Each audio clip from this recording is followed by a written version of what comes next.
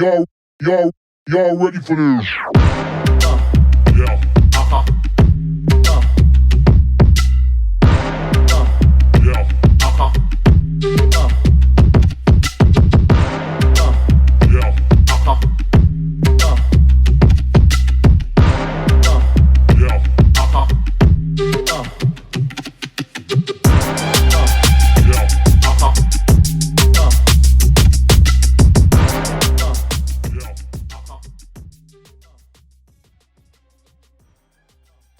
Welcome to FriXion Max Traction, episode 12, I believe. And this one's a bit of a perler. That's true.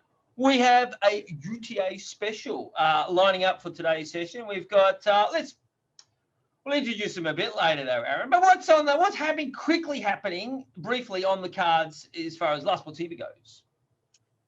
Well, it's been, it feels pretty good. Like April, we've had our Monte Bianco vertical challenge. So we've challenged runners to climb the height of Monte Bianco, the tallest mountain in Italy, 4,810 meters.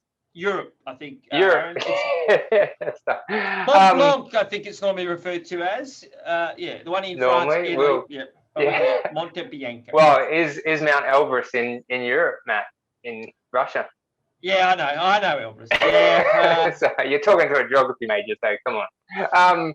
Anyway, that's been really good. I think the leader will possibly hit 20,000 meters by today. So that's a lot of climbing. It's Joe Dorf from Bright. So he's got about 19,000 in the leg. So. Right. And we've also had this month more nominations come in for our local legend. You've caught up with our local legend winner from March, Tom. Oh, yeah, Tom, lovely fella. Yeah, he's been out there chewing on the blocks and doing a bit of route setting in the local gyms here. Thanks to Mountain Equipment, helped him out there with a lovely pair of La Sportiva Theories. Oh, really? Here we go. I've got a pair right here. So awesome. Lovely pair of Theories. He loves them. Apparently, they're the go-to shoe. Apparently here, Aaron, at the moment. So it's good to see them out there on the kiddies. Excellent. Yeah, that's awesome. Well, so I guess for us, last day to get your nominations in for local legend for April. We'll decide that early next week. And then also last day to get out there and get some vertical. Please don't, if you've only just heard about the vertical challenge now, maybe don't go out and try to get 4,810 meters today, 2 weeks out from you'll be right. UTA. You'll be right. All right, well, that's good segue there into our special guest in the segue. So without further ado, I will introduce, I think his name's Tom, and I think it's spelled T-O-M apparently, and Elena, and they're all the way from... Elena. Where are they from these days? They're down in Jindabyne. Jindabyne. Oh, here we go. Oh, Tom's missing. Where's he gone? Oh, there he is. Well, welcome. All right, welcome there, Tom and Lena, to a FriXion Max Traction, and it's awesome to have you guys joining us for the show. Oh no, we got technical issues. Aaron is, now he's back. Oh, jeez. Apologies to all the listeners and viewers out there. You know, we tell you to share, like, subscribe, and we're a bit of a bunch of amateurs, to be honest. So apologies for that. I'm just sorting my screens there. Hi guys, how are you? Yeah, great. Thank Very you. Good. You are dealing with a bunch of amateurs. Yeah, that's us. You guys are professionals. We know that from what you're doing with. So we've only got a couple of weeks out now to the biggest trial event in the world. I'm predicting for 2021. Is that a fair call? I don't know. Last week, I just came to that realization last week and thought, damn, this is going to be the biggest trail run in the world. In the world in 2021, yeah. Yeah, that's cool. What is it? It's like the second or third biggest anyway, isn't it? When everything's normal. UTM, as far as I know, it's UTMB and there's another French race, isn't there? Is it Mont Blanc Marathon? No, it's something else. It's another one. No, it's something else, Matt. It's okay. It'll come to me. Yeah, that's all right. It's another Frenchie, but obviously over there it's a bit it's still a bit chaotic, isn't it? What's happening in France, and it doesn't look too good for these sorts of events. So UTA, that's it. Well, number one. Congratulations. Yeah. So Yeah. no, I think I was talking to the guys. 7,500 runners have signed up for this event, and obviously, the numbers do change a little bit closer to that when everyone finds out they've got their aches and pains, and 100 k's is quite a long way, and they try and go in the 11 or 951 event, and they realise they probably can't do that either. So obviously that's, but yeah, and obviously there's going to be a little obviously spectators out on course will still be out, and they sort of, what do you normally estimate about 2 spectators to every runner, roughly speaking? Is that 2.5, isn't is it? it 2.5? Oh, Normally? Yeah. is that kids, or is that like your child or something like that? I think so. Elena's running the 50 too. Oh, congratulations! Wow. Yeah. Excellent stuff. Yeah, except Have you guys run? some pains are starting to come in. So. Oh, don't you be making those excuses now. Jeez. Is this a first, or did you do the 11 last or 2019? Yeah, I did the 11. Yeah. Okay. Yeah. Sure. But is it the 11? That was one of our. Oh, sorry, Aaron. Oh, sorry. Oh, you go. No, one of the questions we had during the week was whether like you guys have ever run it, but you're normally pretty busy, so a little bit different. But we'll talk about that later. Yeah, well, I mean, talk about it now, but everybody always asks that question. It's the most common question. Have you run it? You just look at them as this kind of, I don't know, weird look and think, no. No time, apart from the fact that you've had 3 or 4 weeks of very minimal sleep and you haven't run in that time leading up to the event normally, and then on the day it's just so hectic, there's no way. So it was pretty exciting yesterday. I mean 2 years ago, whenever it was, yesterday when I did the 11, like that's the first time I've ever run in my own event. Oh, cool. That's awesome. Yeah, it's a bit silly how people think, I'm just going to pop off for a run halfway through the event, not a problem. You better jog around the block. So It'd be interesting. I've done the 100. What's going on? It'd be interesting how much ground you guys cover on during that, the UTA week, I guess. If you had a Garmin on, you'd probably rack up 100 k's in that week, just being everywhere on the go. Not anymore, but I remember in the first event when it was just basically Tom and I and our parents and a couple of other close friends that we'd, coerced into coming to help us, we must have covered a lot of grounds because we set the course, went and flagging it, and then we were running back and running the check-in, and then going out and, full running the course, and coming back and starting it, and then going out and full running a bit more, and then putting the last bits of flagging tape in that back then got, pinched or whatever, and then changing it partway through for the little intricate bits of courses that needed to be changed. And but now the last few years, there's so many people involved that we tend to end up more just around the headquarters and behind the computers and behind the phone and stuff. Sitting back drinking coffee. That's the deal, isn't it? That's right. Sitting just back there. sitting back. Yeah, sitting back having a beer, you'll be right. You'll be right. I'm on the course marking. A well-oiled machine.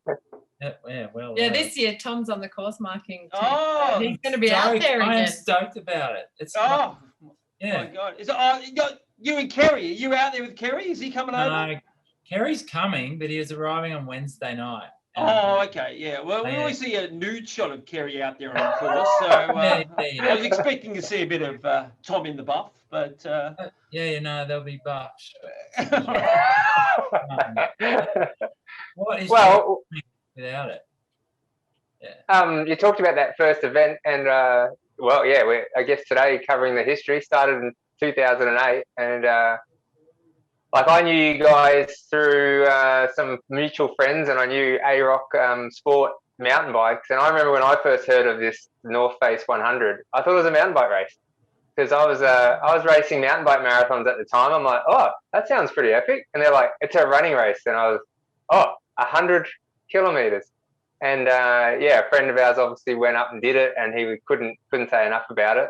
And then just doing a bit of research for numbers and stuff for that first year, I read a blog interview you guys did where you talked about like waiting beside the fax machine for their first entries to come through, and it was like your dad, and then it was your brother, and I think the third one came out, and it was Tom was like, "Woo! Yeah, someone a paying guest." That's all I know. Yeah.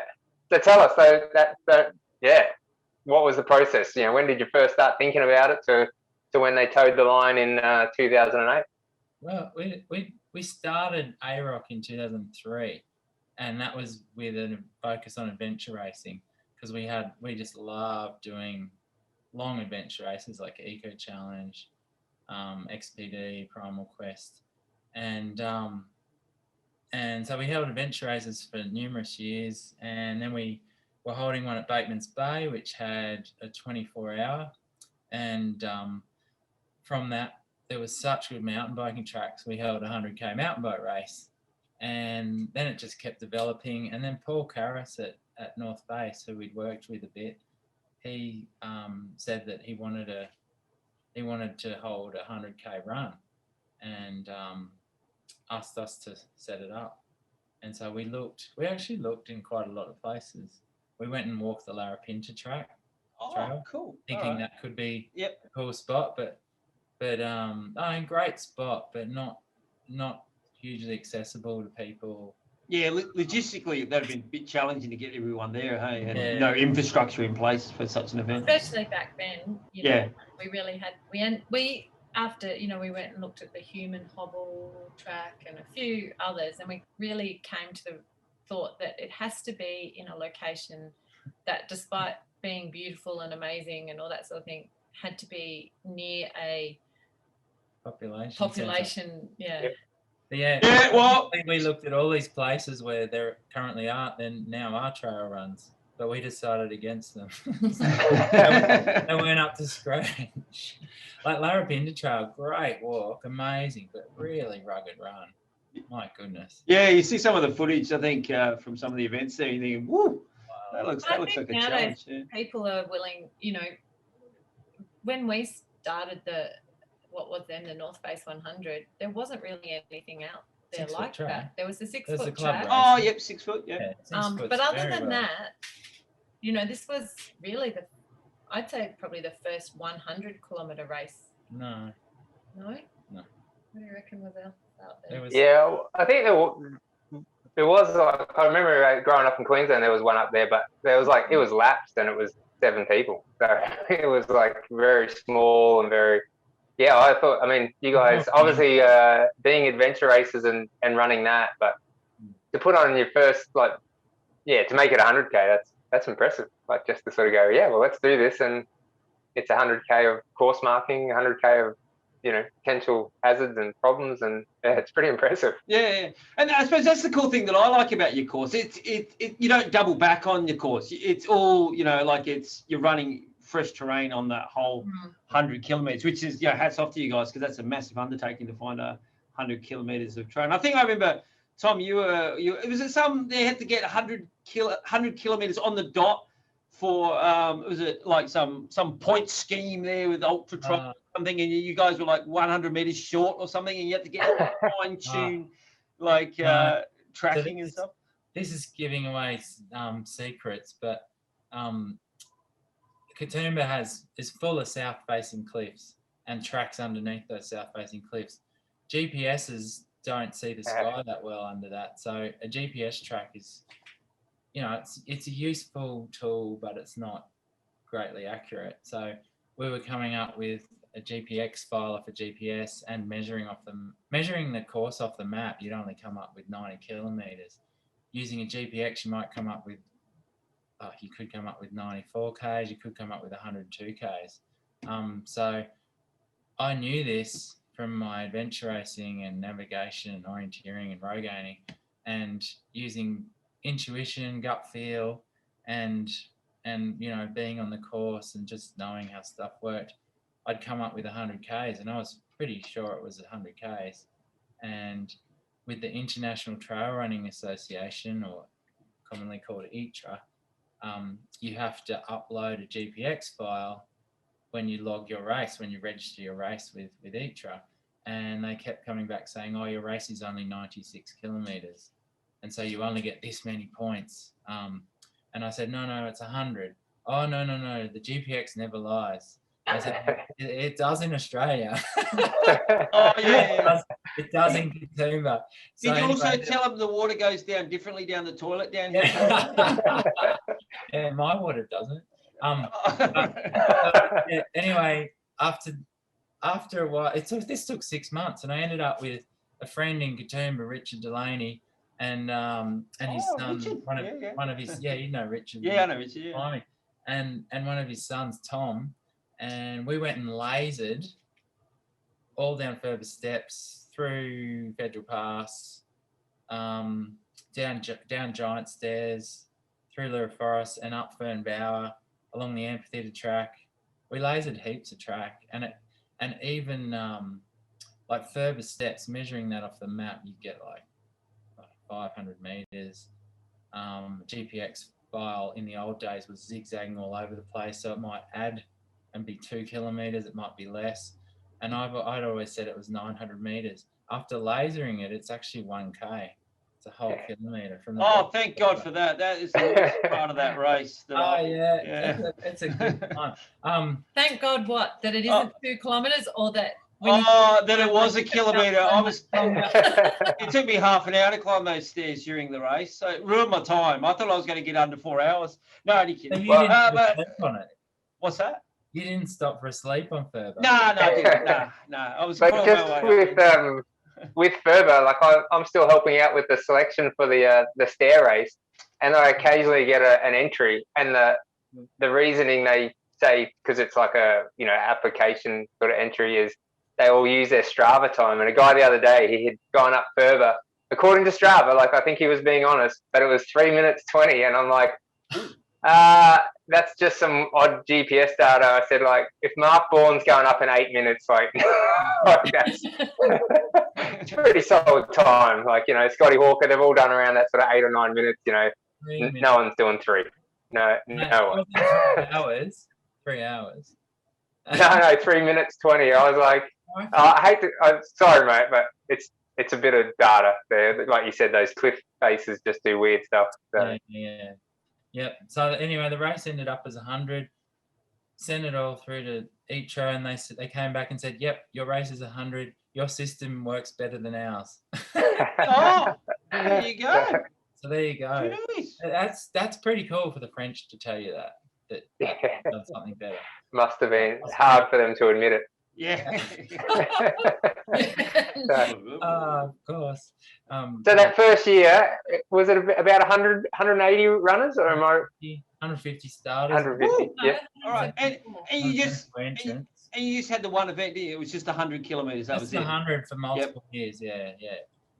50. When was the 50 introduced? 2013 or something. 13, maybe 13. Yeah. Maybe 14. Maybe the year before the race moved to Scenic World. Yeah. Oh, okay. And you had relay teams as well at one stage. Is that right? Yeah. We had marathon pairs where the first runner ran to checkpoint 3, which used to be at Old Ford Reserve, and then we brought it back to a private property on 6-foot track, and the runners swapped out there. So around 46 to, I think at most it was 48k. Oh, okay, right. Yeah. Oh, cool. No runner. Yeah. Well, no. First runner would do 46 or 48, and the second would do a bit more. All right, and what was the time? What was the winner clocked in on the first race? Was it? Oh, the first year. Aaron might know. Just text Andy Cromer. Yeah, it was just over 10 hours, and he was like really disappointed because he told me, he goes, "Oh, I'm hoping to do it in under," because I'm like, "How long does it take to run 100 Ks?" And he goes, "Oh, it's pretty tough terrain. I think 10 hours." And when he got back, he was filthy because he did like 10:20. He was like, "Oh, I didn't have a good day." I was like super impressed that he ran 100 Ks, and he sort of came out of retirement for it, I guess. He did. And I thought 10 hours 20 was an amazing time, but he sets the bar pretty high. So was this the race when he was sporting his fine merino grey trunks? Is that the imagery I've seen? Or? I just thought of that, but I thought I'm not going to mention it. Classic. yeah.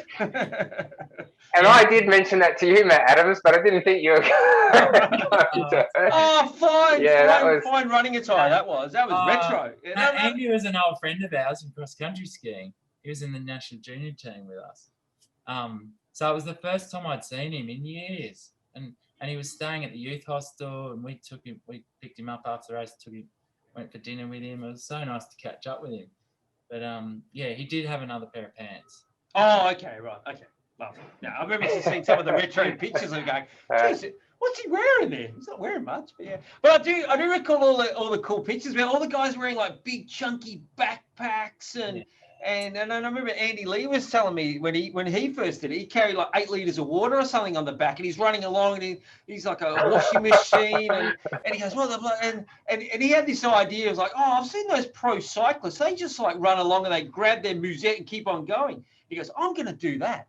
And I think he ran into one checkpoint. It was at Queen Vic, when they were coming back into Fairmont, and he apparently he grabbed all his stuff, and like he's sort of like trying to rummage through it with the thing around his neck, and he fell over, and then he just sat there and go, this is rubbish. I'm just going to sort it out right now. So it's quite funny how the different tactics have changed over the years and stuff like that. I think he won it. I think he won it that year, though, he said. Anyway. The second year he won. Yeah. And wasn't there the female that won? Was it the first or second year? And she actually ran with plastic bags.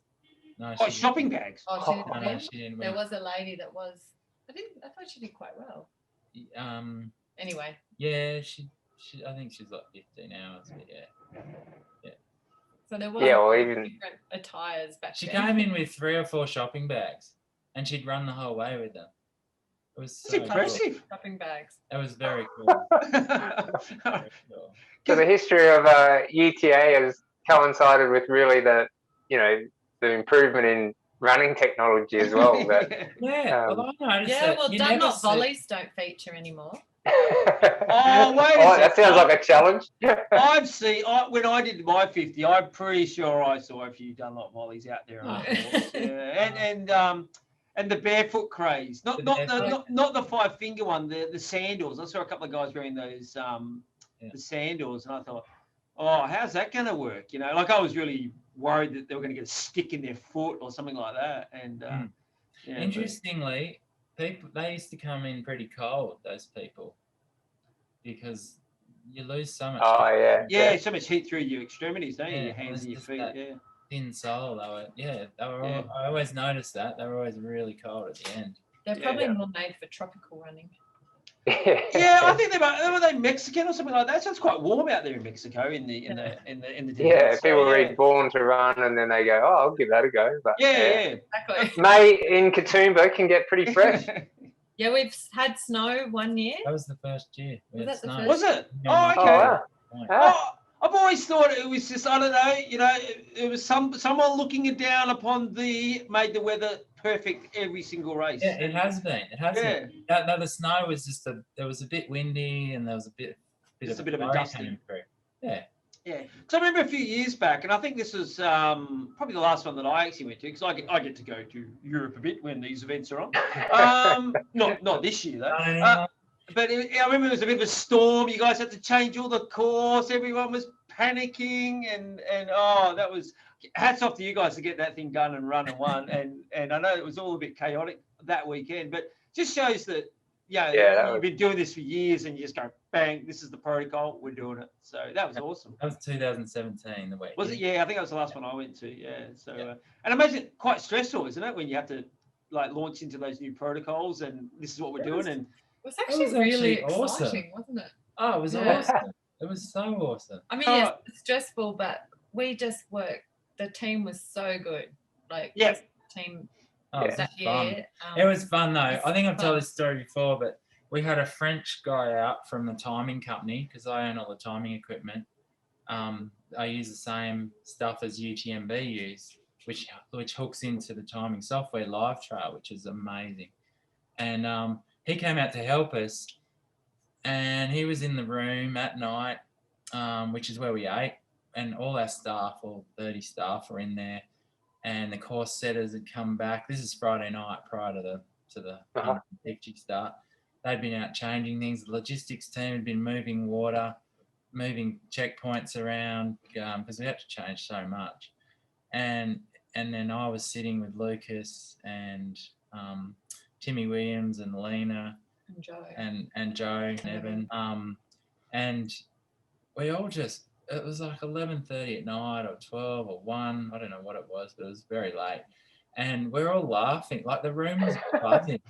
Everyone's laughing. And it was like the most awesome trail running party. And you guys weren't hallucinating on Maybe. Oh God. But that's just good. You know, we built the most beautiful team. Abby Nundan has been huge in building that team. But after the race, this French guy, Thomas from your time, he gave us some feedback. He said, how can you be enjoying yourself so much? How can you, the night before the race, that was serious business and you were all laughing and you were working with your computers and you were eating. You cannot eat and work in the same place and you cannot party while you're working. So I took that away and thought, that is gold. That's such a good experience. No. Yeah, well, I ran the 50 that year, and I remember from the running point of view, and I was, a few athletes that I was coaching in that, they were, the running side, there was a lot of people freaking out. So that's really interesting to know that you guys just handled it and found it exciting and got on with it. Like, that's cool. Because people were like coming to me like, what should I do? Like, what? And I'm like, you're here, you run it, it's going to be a different course, follow the arrows, all good, And it was a great event. And the day turned out to be different than forecast, but it was, I remember you guys had to run through the back of the 100 to the ladders, and that was pretty tricky.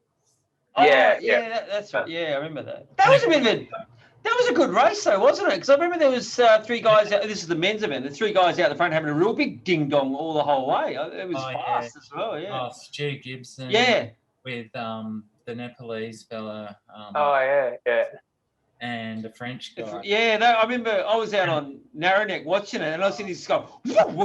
Holy moly! What are those guys doing? A bit of a rush, and then I managed to get back to the finish line. They were still going the same pace. It was impressive. Yeah. Is it Samir Tamang, Aaron? Yeah, that's him. Yeah. Yeah. Hey, he was. You remember how he was so quick. I was out fixing a bit of course up. And then I realised it was getting close. I was with the boys. I'd fixed up further steps with Archie and Jackson. And I said to the guys, let's catch the Scenic Skyway back to Scenic World because I think they're going to finish soon. And we're in the Scenic Skyway, and I've seen them running down around that point below Katoomba Falls. Cascade. And I've gone, oh, geez. And so it was a race. They're running to the cable car. And we just saw them finish.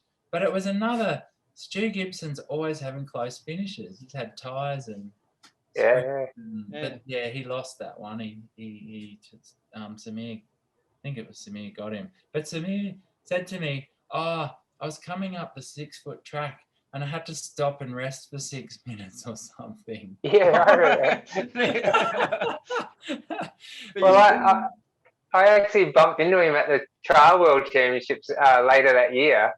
And he looked a bit different, and I said, "Oh, how do you think you'll go?" And he said, like, he patted his tummy and said, "Too much pudding this year." Like, if you can imagine the Nepalese overweight, he had definitely, put on a few kilos, and he got called up for the race. He was just there. He's loving the experience, but so quietly spoken. But man, he was amazing athlete, amazing. So. I always loved the Nepalese coming out. Was it one of the guys came out one year last minute, and all he pulled out at the first checkpoint because he wanted to watch the rugby league. So good.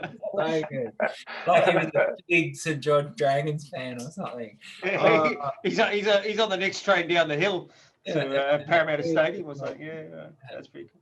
As far as what are the what stands out as memorable moments, like as far as either the front runners, the people ding donging out the front, or some of the mid packers, or even the guys and girls at the back. What has there been a couple of standout moments in this the 13 editions of Sorry, Yeah, for me it was a Chinese runner doing the 50 who disappeared, and it was must have been the first 50, and it went out towards Scenic World, and then came back a different way. I can't remember the layout of it actually, but there was a junction just above the giant stairs, and we had a marshal there saying 50 that way, 100 that way, 50 that way, just yelling that out the whole time. And she's missed. She didn't speak English, and we didn't have a sign in Chinese. And she just went straight past following the 100K runners and ended up doing 75Ks, I think. And I was standing, we couldn't work out where she was, couldn't get hold of her. And everyone knew, and I'd gone out to Queen Vic Hospital just to see how things were going. And I was standing there, and I'm pretty sure it was Timmy Williams, who's awesome. He came up to me and said, "Oh, Tom, I think that's the woman you're looking for." And there's this Chinese woman standing there with a 50K bib on. And I said, "Oh." Anyway, I didn't speak Chinese, and turned out that was her. And so I said, "Come with me," and I put her in the car and I drove her back to the Fairmont Resort. And on the way, I got Keith Hong on the phone because I knew he spoke Cantonese. And whoops. That is service. That is service for a race director. Yeah. Well, anyway, he was translating, and what she'd said to him was, she's really worried that you're going to disqualify her. And I said, "No, I'm not going to disqualify her. She's in the 50s. She's already run 70Ks.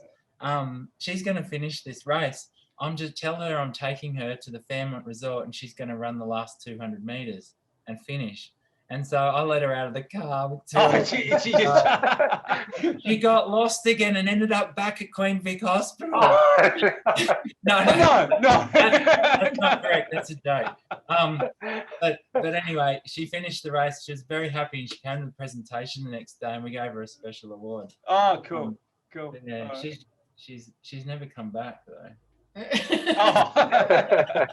How good is that? That's a good. There's so many memorable moments. I think I've got two. One is our favourite Alf Johnston, who he's doing it again. 78 this year. Heck, good on him. He's been doing it for quite a few years now. Yeah. And he's always run in his flanny shirt. Very technical equipment. He's upgraded. Has he got some sort of breathable flanny in his time? I think he's got a La Sportiva jacket now. Has he? Oh, good on him. Yeah.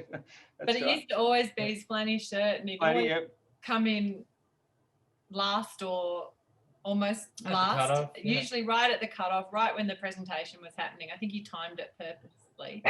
Oh, right, yeah.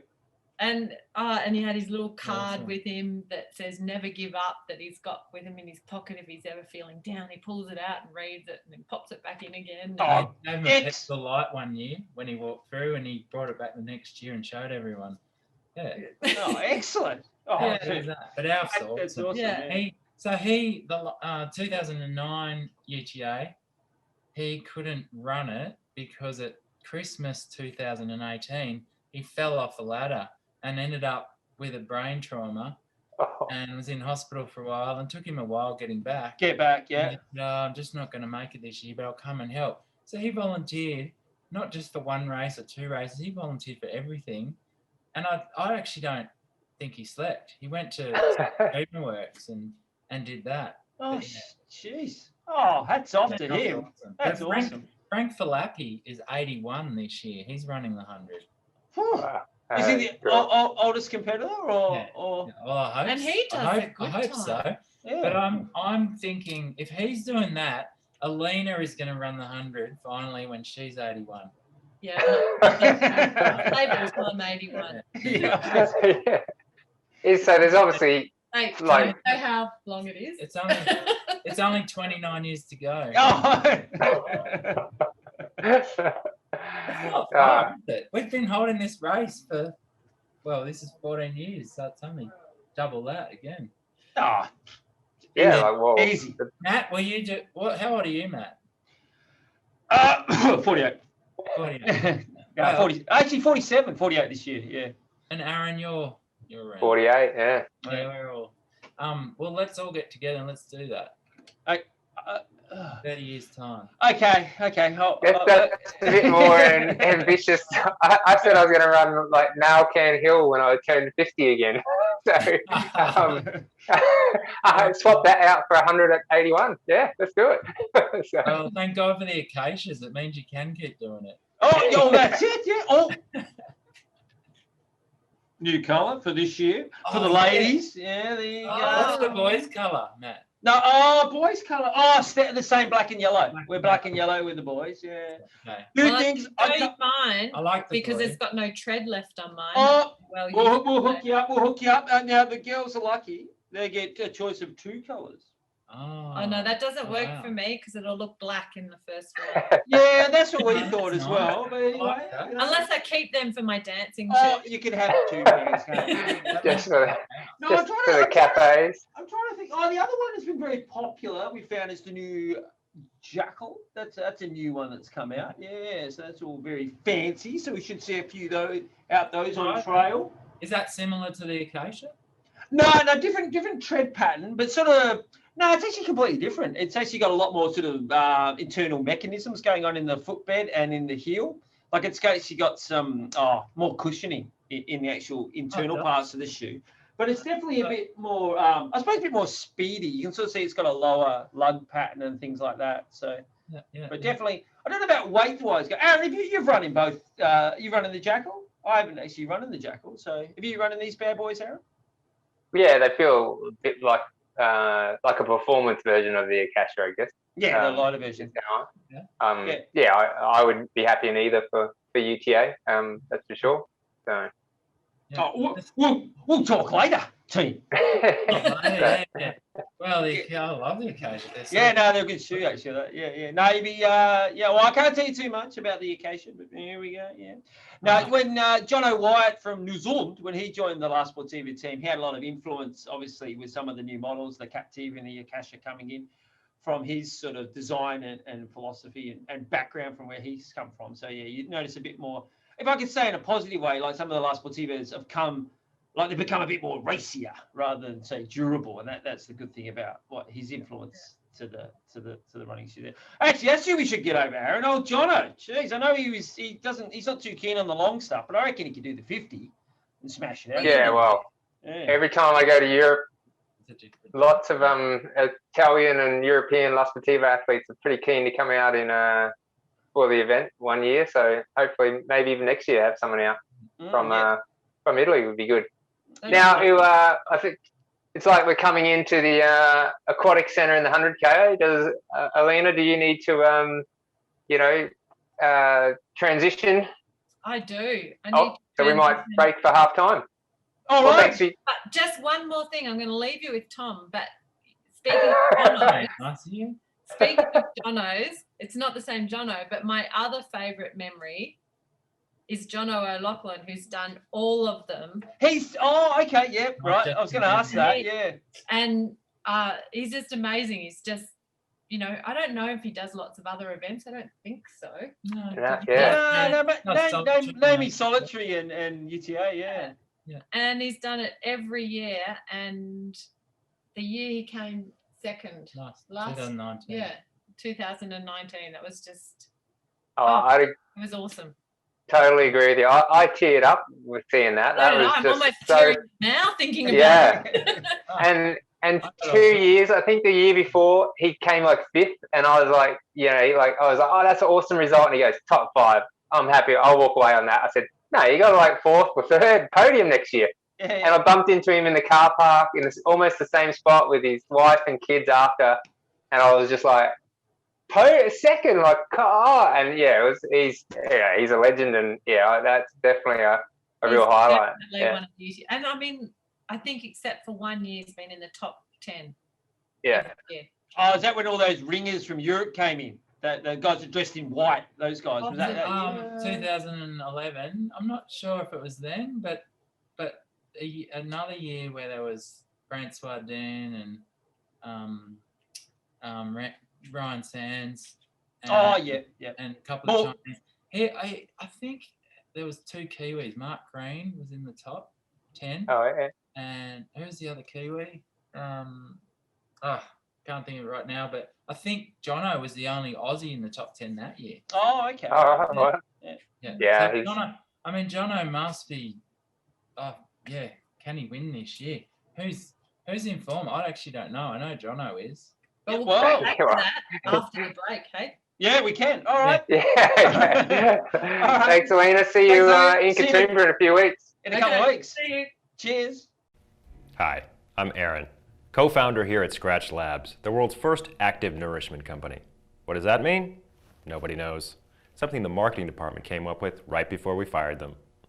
Here at Scratch Labs, we make a great tasting, all-natural sports drink that has fewer calories, more electrolytes, and absolutely no artificial anything. Big deal, right? It's a huge deal. Some people think so. Does your sports drink really need things like blue number 1, red number 40, and brominated vegetable oil? Dude, that's a fire retardant. I'll get it. Here at Scratch Labs, we only use ingredients you've actually heard of and can pronounce. Hey, Sugar Bear. For instance, care to guess what's in our lemon lime flavor? Yeah, lemons and limes. We've got 4 flavors now, but we're always working on new ones. Nowadays tastes like strawberries. Of course they do, sweetheart. Of course they do. We call our newest flavor pineapples. Is that because we use a bunch of chemicals that taste like pineapples? No. It's because we use, actual pineapples. Look, don't overcomplicate things. Scratch Labs makes a sports drink that has everything you need and nothing you don't. We're not exactly doing rocket science, people. Okay, we're doing a little bit of rocket science. So stop using an artificially colored, artificially flavored, chock-full of preservatives sports drink and start using an all-natural one that actually works and doesn't taste like crap. We are Scratch Labs, and that's the end of our commercial. Okay, that's the end of our commercial. Thank you, Scratch Labs, one of the co-sponsors of the podcast. Very important, actually. I know they're not a partner of the UTA, but I believe they probably will power you through those 100 or, I don't know about 951, but definitely 150, 22 and 11 kilometers during the event. Thanks, Tom. Now, just to sort of, I suppose, to sum up, we were talking about the great moments there of the event. And I know, obviously, you guys have been involved for quite many years there, and then obviously you transitioned out and you sold the event to Ironman. How was that process, and what do you think has changed in the event with them coming on board as the owners and the I suppose the organisers of the event now? And well, the event just got so big and so difficult. Like, it was always a lot of work. But in the end, it was our only event that we were holding, and it took all year. And I'd be going to bed I'd be missing nights of sleep. Or going to bed at 4 a.m. for 7 months straight. And it's so interesting to see now how seeing Ironman organise this event. Like, there's an athlete services department, and they do all the emails with the runners and all the bib organisation. They're now doing the start groups under the rules that we've set up, all the race check-in, questions on the day, all that kind of thing. So I used to do that with Alina and Joe. Yeah, I remember because I was complaining about my position in the 50 and the starting wave in Group 5, and I got a personal email, I think, from you saying, "Oh, we can move you up to Group 3, I guess." Don't say that. This is in the previous years. Unofficial. But then there's an operations department, and they do all the logistics, all the ordering the food, and there's a warehouse in Sydney collating all the gear into the checkpoint, so we don't even have to do it up on site. We did all that. Plus, there's all the volunteer management. Nabi Nundan's still organising all of that. But that's a huge database of things. There's all the equipment and the contractors, and there's all these little parts organising different things. And it's so funny to watch because everyone's pretty smashed. They're all working. And I'm like, well, I used to do that all in a tiny little team. And I was across everything. And now I'm not really across everything, but pretty close. But yeah, so there's a new race director called Nick Christopher, who's from Colorado. And I'm pretty happy with that because he's a really nice fella. And I'm the course director, which means I get to go and set course. Oh, which lovely! You get to see the course. It's all I've ever really wanted to do, and I did it for the first years, and then it just got too busy. I was like, It got down to 3 years ago. I was setting just 6 foot track. And I'd get dropped off down there and I'd come up in the dark, and I loved it. I'm just out setting course on 6 foot track. And then someone would always pick me up and they'd laugh that I always do this at night on a Wednesday night. And anyway, I didn't even get to do that the last 3 or 4 years. So now I'm going to be going across the whole course again. I'm stoked about. Yeah. So the transition's been good. It's always hard when you sell your baby to someone else and there's little tweaks and changes here. But, when Ironman bought it, they loved the fact that they loved the vibe at it. Like the vibe just blew them away. Yeah. And they took that and said, we need to turn all our events into that. We need to bring that to all our events. It's amazing. So... Yeah, that's the trail community, though, isn't it? Like it is quite a family oriented. It's a big group of people. Even though there's people out there on the pointy end that want to win it and they take it seriously, there's still that great sort of camaraderie and family group. Where I think maybe like in Ironman, it's probably a little bit more corporate, isn't it? Like triathlon events and stuff like that, and they just see red. So that's awesome that Ironman have acknowledged you for that. Yeah. And you kind of did the transition. I remember I don't know, maybe 2018, some of the Ironman staff were just kind of observing and watching, and then there was a bit more of a handover. So it seems like from our point of view, it seems smooth. That we're still dealing as sponsors, working with UTA, which is great. And I guess the year off last year was no one saw that coming, and now this year will be different again, but no doubt because what you guys have done over the years, it'll you've set the bar very high, but you'd hope it's met and it's back to the UTA we all love. Yeah. Thanks, Aaron. I do miss, even though it was so much work, I miss my conversations with the runners on email and phone, constantly in the lead up. And people would write about stuff, and instead of giving them asking a question, instead of just writing back a one-word answer or one sentence answer, I'd get into these long conversations with all. And I love that, and I think they love that, and that's what's helped make the event really nice. Yeah.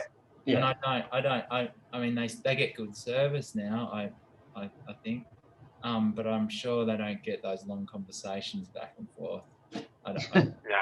No. And you can see that when those runners cross the line, there's a real affection for yourself and Alina. Just you welcome everyone into that UTA family so well. It's pretty cool. For an event that's got 7,500 people, I think it's easy to do it. A family picnic, but I sort of got to know half the field in the first year. And I knew who they were, and you sort of remember people, and then it just got so big. I get turn up and I don't even see people that are friends that are at the race. Speaking of the UK family, I always I said Jono makes me wet, and I mean when he comes across the line, I've never seen anyone so sweaty. When you hug him, you just get swamped in his sweat. And so every year, you give him a hug across the finish line, and you end up, I call it being Jono'd, where everyone else that comes across the line after you gets a bit of Jono on them. Well, yeah. That's Well, awesome. maybe we can't do it now with the COVID social distancing regulations here. So no one's going to be Jono this year potentially. I don't know. I don't know. So, I think we'll see. But in the girls, like it's a shame Beth isn't running. I mean, the first years of UTA with Beth and Julie Quinn.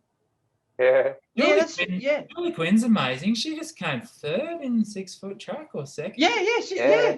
No, she's a weapon. Yeah. Oh, she's amazing. She's just, her and her husband Dave Baldwin, they just love running. They'll just go out for a 100K run on a Saturday.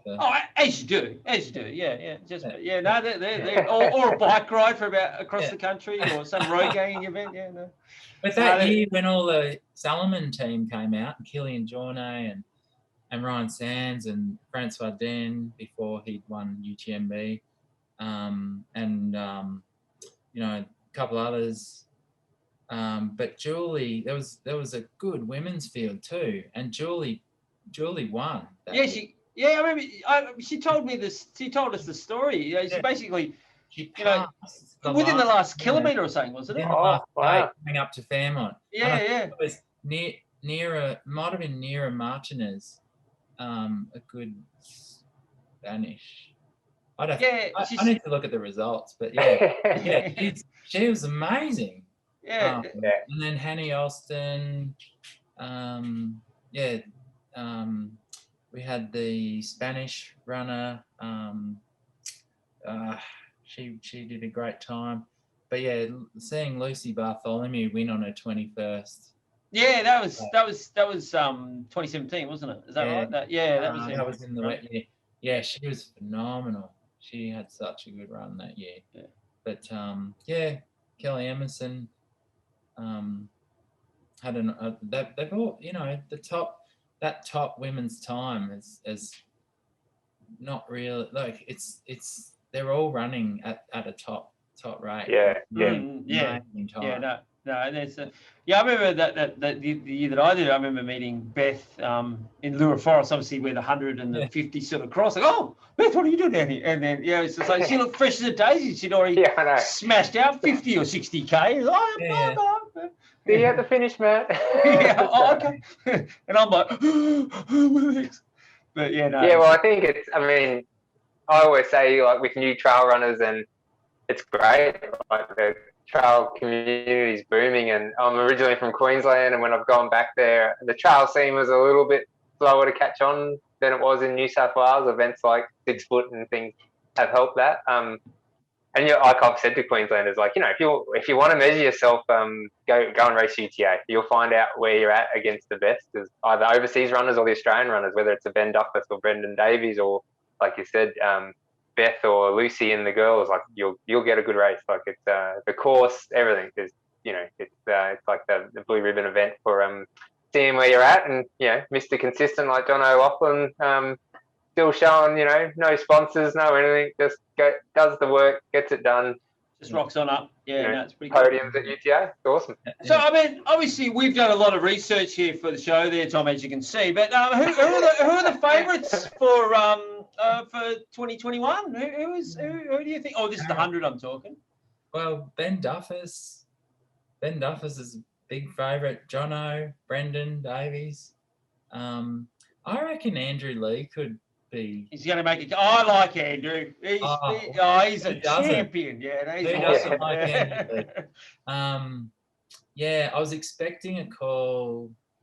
No, it's not going to happen. But who else is in there, Aaron? I don't know who signed up for the women's, Aaron. Who's in the women's race? Women's. Lucy's running the women's. Lucy's running the. Okay. Oh, she must. So Kelly's just had a baby. Yep. 6 months ago.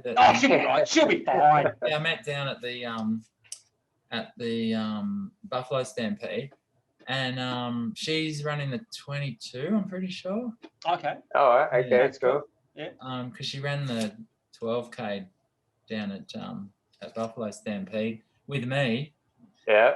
I did. That was my first trail run, the Buffalo Stampede, since City to Surf. Well, City to Surf wasn't a trail run. I used to go in the Great Nosh Run, Matt, Oh, okay. Which has been going for a long time, and it's only like 12, 13, 11 to 13 Ks. Can't remember, but I used to love that run, and that was before trail running was really a thing. It was just put on by an orienteering club. Yeah, just having a bit of a hack, wasn't it? Yeah. And now trail running's such a thing, but back in the day when I was training for cross country skiing, I wouldn't run on the road. I hated running on the road. I'd run on trails, and I loved running on the trails. But trail running wasn't a thing. It was just called going for a run in the bush. Yeah, well, yeah, I sort of, when I used to go rock climbing and stuff, and you'd run off the cliffs and go, oh, this is quite fun, and we used to just run around the bush.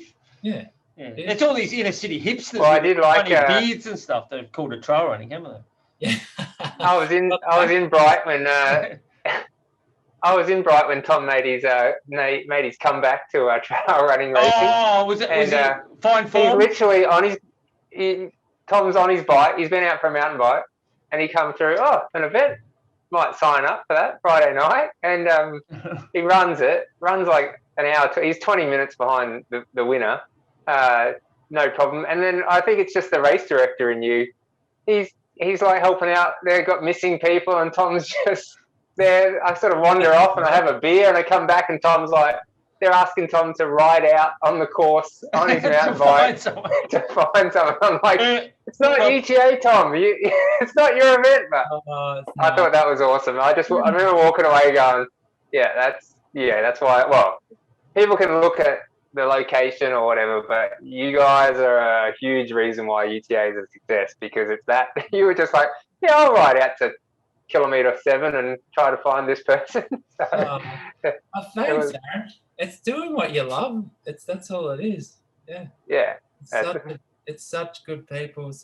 It's being outdoors and having fun.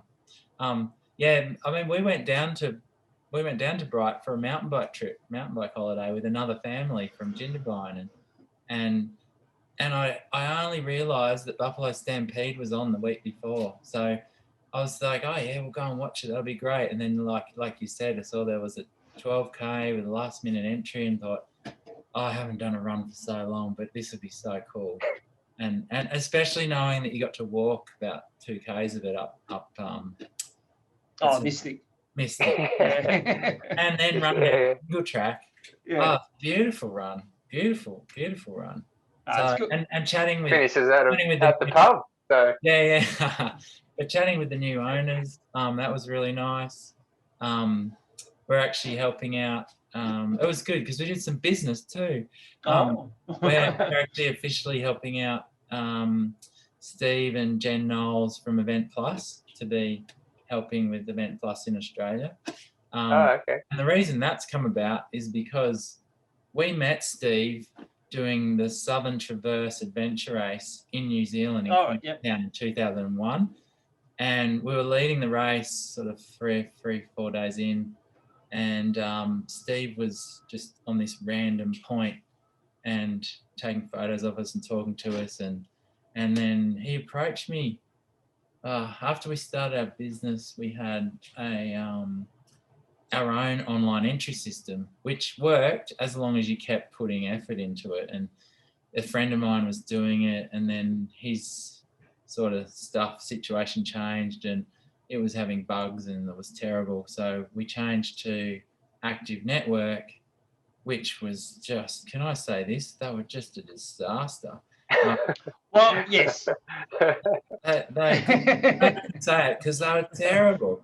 Like the forgotten password feature never worked, and they never fixed it. So I think their team was sales heavy. They'd get you on the product, and then there was no service. Yeah. Yeah, common. Expensive too. They were like, no, they take 9% of your entry fee. So then we went to another system that London Marathon used called Real Buzz, and they, London Marathon should be great. So we thought, let's change to them. We were their first clients, along with Fairfax. Fairfax were changing to them for City to Surf and everything. And so I thought, oh yeah, I'll hook in with that as well. We were first to open and Fairfax was second, and it was a total disaster. Like, it was so bad, and I don't even know if they're still doing entry systems.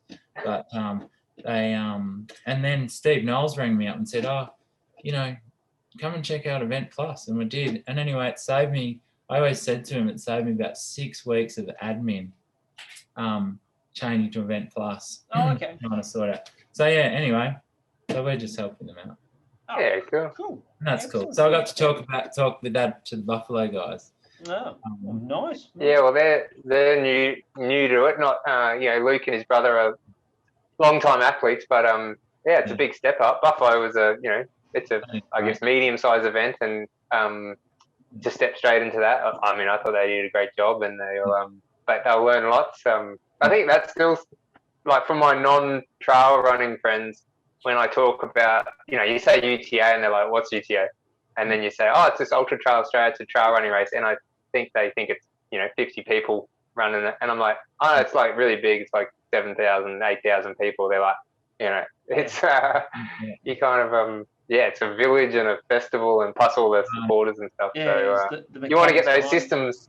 Yeah, having the events and entries and that sorted is, must be, that's gold. No, you don't want to waste admin time and that stuff. Yeah, a long time ago, it was the fax. For all these people who don't know what a fax is, it's a bit of paper that comes out of a machine. It doesn't exist that much anymore. So, that's the fax machine in 2003, and like you said, we're watching entries come in on the fax. Yeah, it's funny. But hey, Matt, did you know that Aaron and I lived in Mount Isa? I was told this. I was told that you guys come from Mount Isa. That's pretty funny. Yeah, well, Elena and I moved there, but we were there for 3 years. All right, and your engineering background, is that how you ended up there? Yeah. Yeah, it was mechanical engineering. Yeah, that was a really contracts department. You don't hear that too often, let alone I didn't know that at all from your history. And then I don't know, it came up. I said something about Mount Isa, and you were like, oh, I lived out there, and I'm like, oh, my wife's from Mount Isa, I lived out there, and we just kind of just overlapped. Mutual friends, both knew, some racing and running and stuff that happened out in the northwest of Queensland. I was going to say, it doesn't snow much in Mount Isa. So how's the cross-country skiing when you're in Mount Isa? Did that sort of suffer a bit from up there? Or? Yeah, we didn't ski for 3 years. But, right. Yeah. That'd be hard, wouldn't it? I imagine. I know lots of people that lived from Europe that lived in the snow. Or yeah, it was okay. I love the outback. I absolutely love the outback. We Kerry Suter. Yep. Our favourite Kiwi. Choice, hey. Oh, Kia ora. I was chatting with him yesterday with the Ironman Partnerships team to work out how we can support Kerry better. And they started talking about their deck. And the old what's it, Cabot's deck sealant, I think is what you're referring to there, Tom. Anyway, it just turned rotten. So Kerry and Ali and Tanya Carroll from Partnerships at Ironman. She's cute. Yeah, she joined up with Ironman only 2 years ago, and she's lovely. There's 3 Kiwis and me, and they're all talking about their decks. Yeah. And so Kerry brought up, I think this is okay to mention, but Kerry we've switched to the PG rating now. Kerry came to Kakadu with us in 2019. They didn't stay on after UTO. They went home, they flew back. And Alina and I have always loved Kakadu. I would live there in the dry season if I could. But yeah, just getting out bushwalking and seeing different things and the rock art and the beautiful water and having no one else out there with you. And being away from a computer and a phone for a good period of time, which everybody needs. But yeah, one morning at the campsite, and there was another family with us. One morning at the campsite, I'm just brushing my teeth, and all of a sudden I just go, and I had this immense, incredible pain right on the end of my penis. And I've looked down my pants, and there's a grasshopper that's just stuck on the end of it. I'm like, and anyway, everyone's laughing, and I threw this grasshopper off. Anyway, they thought it was the greatest joke, but I was in agony. It's not too pleasant there. Grasshopper downstairs, is it? Yeah, I know. Well, Kerry just started talking about how I'd had a grasshopper on the end of on my deck. On your deck? Oh, yeah. But anyway, they went to a museum in Darwin, and there was a grasshopper. What's it called? Is it taxidermy, where they stuff a grasshopper. Yeah, they stuff the grasshopper. So there's this stuffed grasshopper, and the Latin name of it was penis eater. And I kid you not. Well, we'll look that up in the research for the. That's good. Oh. Anyway, back to UTA. Sorry. No, we love it. I would love when the internationals come, and I always send them a spiel of what to do. Well, I used to, and it always had things to do after the race. If I was you, I would go to, if you can, go to Kakadu. Yeah. Or go up the North Coast. Go north, yeah. So do something. Lawn Hill. It's winter. Go to Lawn Hill. What a place. Yeah. Not far out of Mount Isa, the Gregory River. But yeah, I would love to take tours to Kakadu after UTA. Yeah, and take people on a 5-day bushwalk through there. Oh, yeah, that'd be awesome. Well, if you haven't crippled them, I'm sure they'd be up for that, won't they? So, yeah. I feel like we could chat all day. It's awesome. I've really enjoyed catching up with you lately, because at UTA, you always make time for me, my kids, but it's busy, and you're functioning on about 1 hour sleep in the last week. So it's been good. But we're back there. You go up to course mark next week. Yes. And then it's on, isn't it? When are you? Yeah. We'll get up there the Tuesday before. Yeah, Tuesday or Wednesday before. Yeah, so we'll be up there. Cool. Excellent. Yeah. So yeah. Yeah, but has it got that feeling for you? Like, the year off, and because I think like UTA got postponed, but then cancelled. So I feel like this is. Yeah, people might not know. They just know that there's been tracks closed and the lockdowns and everything. But so there was the bushfires that started. Yeah, that's what started the whole. Yeah. And they were nasty. Like 30% of the 100K course got really badly burnt, all the way out Narrowneck and down Medlow Gap through to Dumfries. Did Dumfries get smashed as well? Oh, geez. There's a patch there that got protected. So, okay, right. Up on Mark Friend's property on Iron Pot. Iron Pot got smashed. I've actually got I was going to say a podiatrist. Not a I've got a arborist up there at the moment. One that chops down trees and one that looks at feet. Okay. Yeah. Don't ever now works for Podiatry Australia. But yeah, anyway, he's up there. Matt Scholes, he's up there clearing iron pots. Oh, Matty Scholes. I know Matt. You know Matt. Matt and Mary. Yeah. They're rock climbers, mountaineers, and Mary used to work for one of the shops we worked with. So Mary's having a baby. Oh, is she? Oh, congratulations to Mary. So she tripped over it. They were doing some work at home, and Matt told me she fell off the ladder the other day, but the ladder was like on the ground, I think, and she sort of fell over. Oh, right. Is she all right? Yeah, she cracked some ribs. Oh, jeez. Oh, she's hard. She's hard as nails. Hard, yeah. And she had a spleen. Her spleen's hurt a bit. So they Okay. But she's fine. But that's good. Being pregnant with cracked ribs. No, well, I don't think I'll ever get to that point, but even having cracked ribs is pretty painful, I know. Is Matthew funny? Tell him not to be funny for the next few weeks. Yeah, he's a bit of a character. Yeah. So he's up cleaning Iron Pot, which we had to be done after the fires. And there's overhead jungle that he's whippersnipping. All the regrowth. But Matt and Mary also fixed up the track from where we've always run down Tableland Road. That's a new bit. So Tableland Road. Oh, you're running down that little fire track. Is that right? Yeah, there's a fire trail, and we've cut a little single track in and cleaned up the fire trail. I know. Diversions around the water holes on it.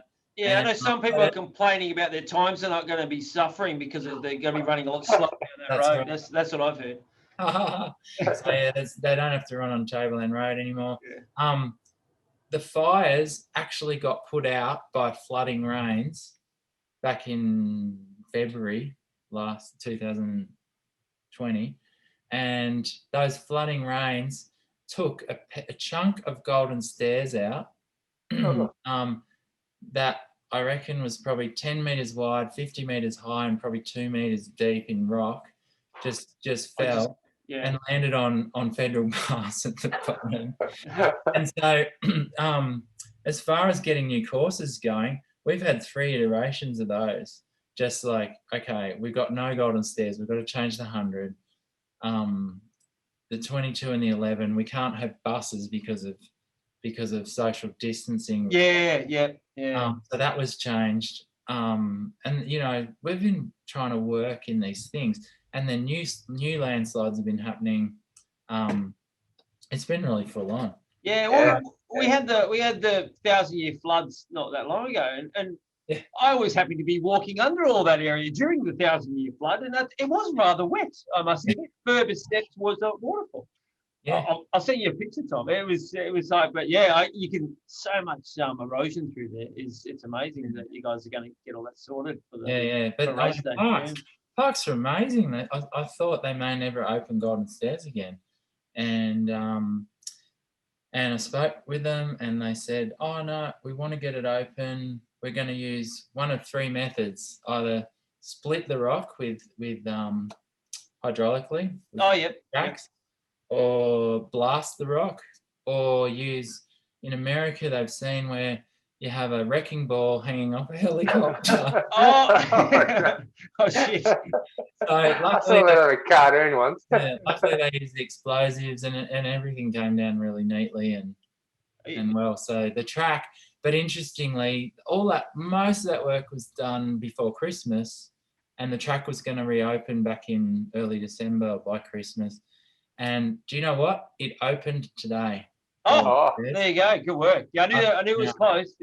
Yeah. That's awesome.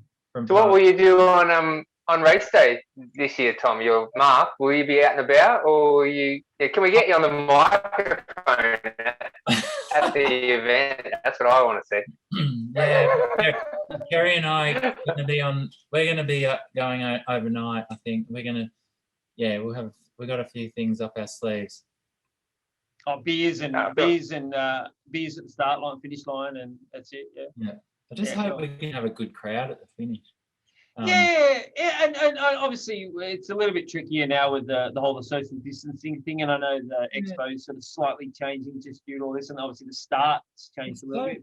Yeah, it's so interesting because people keep bringing up, which is quite rightly so, and I would too. You can have 75,000 people in a football stadium.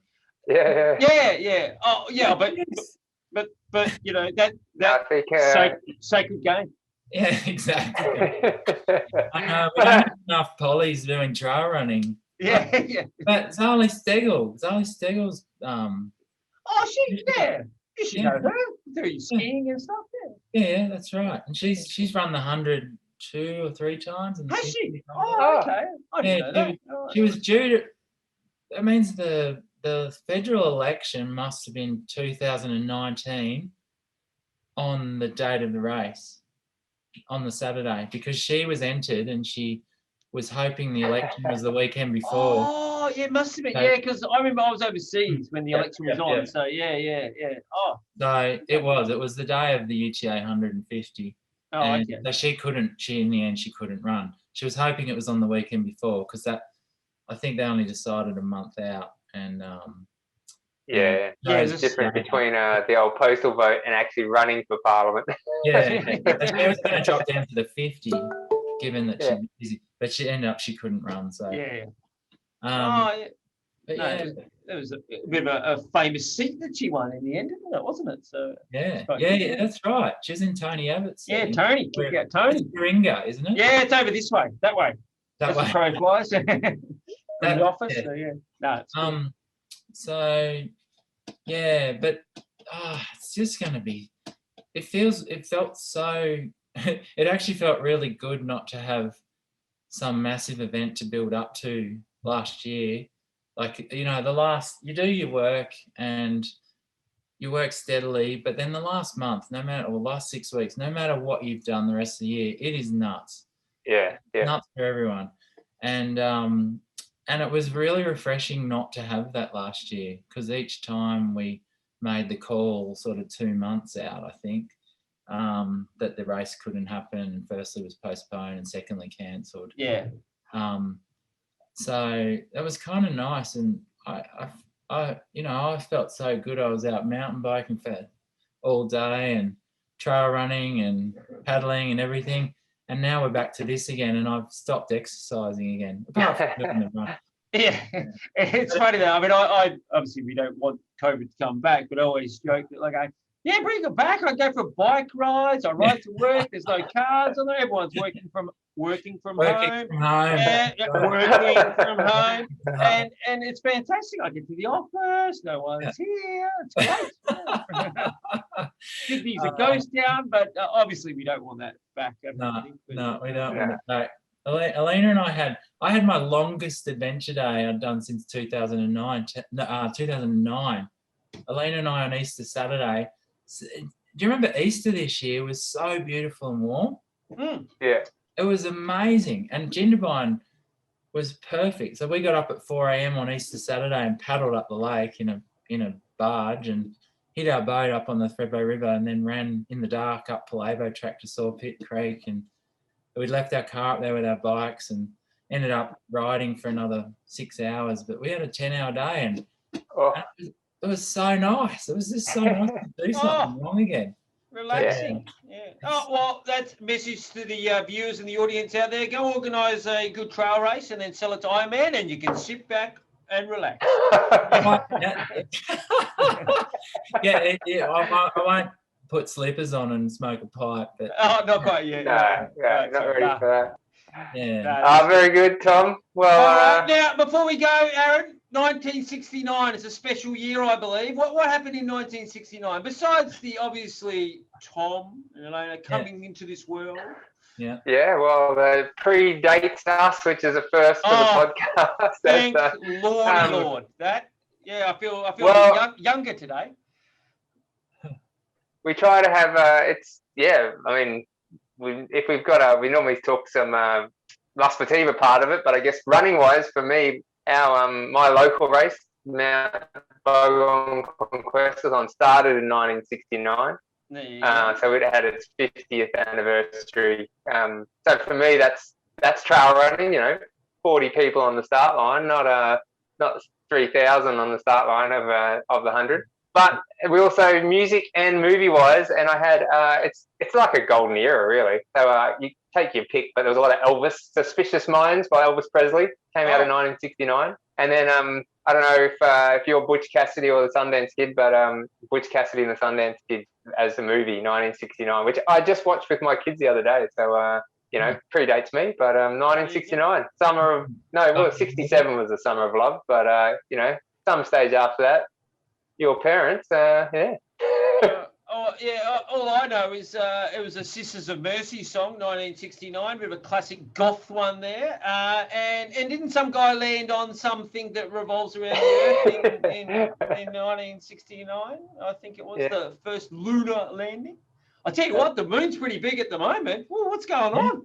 And red? Yeah, and red. As red as my lovely jacket. Yeah, but that's cool. Hey, Tom, thanks very much for joining us. Aaron, will you take me up Feathertop one day? Definitely. Yeah, for sure. I've never been on Feathertop. No way. Get out of here. Jeez. Okay. Even a punt. Well, after you get back from Kakadu, we'll do it. We're coming down there at, I think we're going to be around Christmas.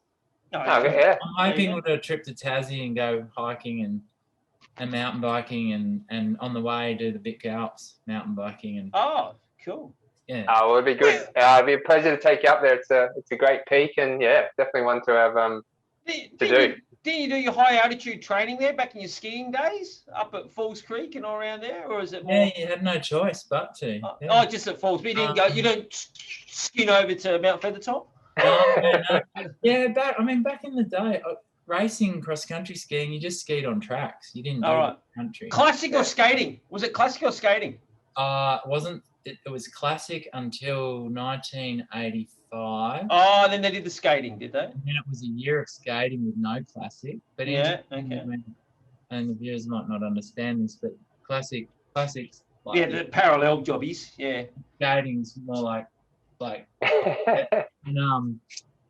and when skating came in, people didn't think that they'd be able to last the distance, so they'd still wax their classic skis and they'd skate, and then when they got tired, they did classic. Yeah. Okay. Yeah. And that was the first year, and then you know, it developed from there. And now, like just in the last few years, maybe even the last 2 years, it's got crazy. They're not even like skating's had various gears basically. Like when you're going up a really steep hill, you're doing offset. When it's flat, you're doing what they call double time or single time. Now they're almost single timing, double timing the whole course. Is that because of fitness or ski development? You think, or a bit of both? Or drugs? I think it's everything. Okay. You wonder like skis, waxes have been developed, skis have been developed. Actually, we dropped in and saw Pete Cranich, who was on the junior team as well, and he was talking about these new Madsha skis called Red Point or something, and he said you get on them and they just want to go, and I said, surely not. How does that work? I think that's some sort of momentum mechanism. It's on you. Off you go. I don't know, but anyway, I'm keen to try some. But yeah, I don't know what it is, Matt, but they're doing the tempo that they go. I watched a few races when I lived in Scandinavia, and they're going, holy shit, these guys are so. Yeah, what are they like? The biggest race in Australia is the Kangaroo Hoppet. Yeah. I think 42k, and Valerio wins that in about an hour 25 or something. Yeah, they hour 30. Yeah, no hanging around. Yeah. Well, I need some of those skis because in my very limited one race ski career, Bob Flower, you might know, a Mount Beauty guy, he commented, he said, Aaron, you look pretty fit. You just need about another 1,000 hours on your technique. And I said, well, I've just announced my retirement, Bob. So no thanks. So I got beaten by. You run me up Feathertop and I'll ski you around the Hopper. Deal. Let's do it. Nice knowing you, Aaron. Skiing's hard. No worries. Well, thanks, Tom. See you in Katoomba. Couple of weeks. Yeah, beers on us if you're around. That is. Yeah. Thanks, you guys, and thanks a lot for your support of UTA as well. Oh, it's great to be part of the show. It's awesome. Fantastic. No, like it was really easy for me because I can rave about products that I love, and I just love your shoes. So that's great. Well, we'll get some new ones on your feet ready for next week, and nice and blinkies. Yeah. Cool. See you there. Excellent. All right. Thanks, Tom. Awesome. Looking forward to it. Looking forward to seeing everyone there too. All right. Everyone, hopefully they're all prepared and ready to. What do you crush in running circles, or do you just go out there and go for it? I don't know. You just have a party. Have a party. Yeah. All right. The term crushing, the term smashing it doesn't exist. That doesn't. Okay, right. So that's a bit of rock climbing, sort of. Yeah.